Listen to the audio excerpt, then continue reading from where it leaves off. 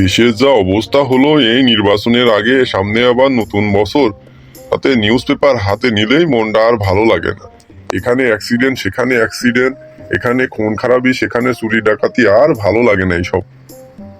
ও দাদু দাদু হ্যাঁ, কি হয়েছে বল।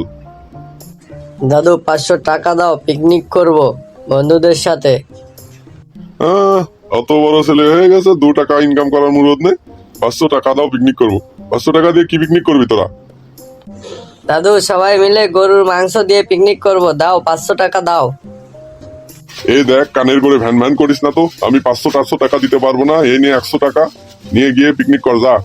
আর গরুর মাংস দিয়ে পিকনিক করতে হবে না, যা মুরগির মাংস দিয়েই কর। ঠিক আছে, সে নয় মুরগির মাংস দিয়েই করলাম। মুরগির দাম কত তুমি জানো? 100 টাকা দিয়ে কি মুরগির মাংস দিয়েই কি পিকনিক হয়? আর সেদিন তো 31 তারিখে আরো দাম বেড়ে যায়, তুমি জানো না? কেন তোর 31 তারিখেই মুরগি কিনতে হবে? আগে থেকে কিনি এনে ফ্রিজে রেখে দে। না দাদু, আমরা টাটকা মাংস দিয়ে পিকনিক করব। আবার টাটকা মাংস দিয়ে? যা যা, এই 100 টাকা নিয়ে যা। এখন আর কানের করে ভ্যান ভ্যান করিস না। চল রে, চল চল। হ্যাঁ চল চল। চল বাইরে গিয়ে দেখি কি করা যায়। এ ঝটকা, 100 টাকা দিয়ে কি আর পিকনিক হবে বল?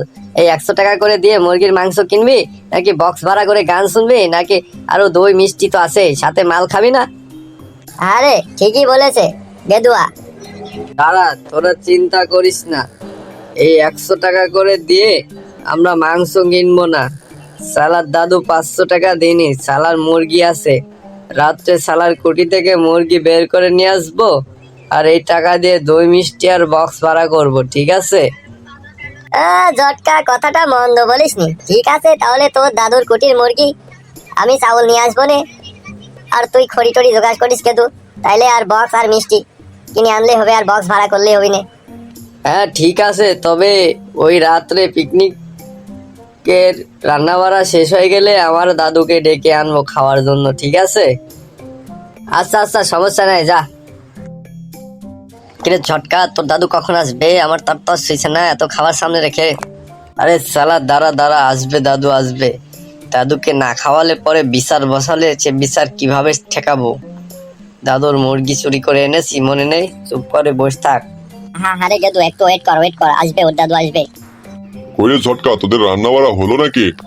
আরে হ্যাঁ দাদু, হলো মানে একেবারে সব রেডি। আমরা তো শুধুমাত্র তোমার জন্য অপেক্ষা করছি। আমাদের জীবিতে অলরেডি জল চলে এসেছে, তাড়াতাড়ি এসো দাদু। ও বাবা, অনেক আয়োজন করেছিস তো তোরা পিকনিকে। হ্যাঁ দাদু, দেশি মুরগি, ডিম, মিষ্টি, আরো কত কি আছে, তুমি শুরু তো করো। তুই এত টাকা পেলি কোথায় তোরা? ও পরে শুনলে হবে দাদু, আগে খাওয়া দাওয়া তো শেষ করো। হ্যাঁ হ্যাঁ, চল শুরু কর। হ্যাঁ দাদু, পেট পুড়ে খেও। হ্যাঁ হ্যাঁ, ও আর বলতে আছে। ওগো শুনছো, কাল রাত্রে যে না খেয়ে ঘুমিয়ে পড়লে?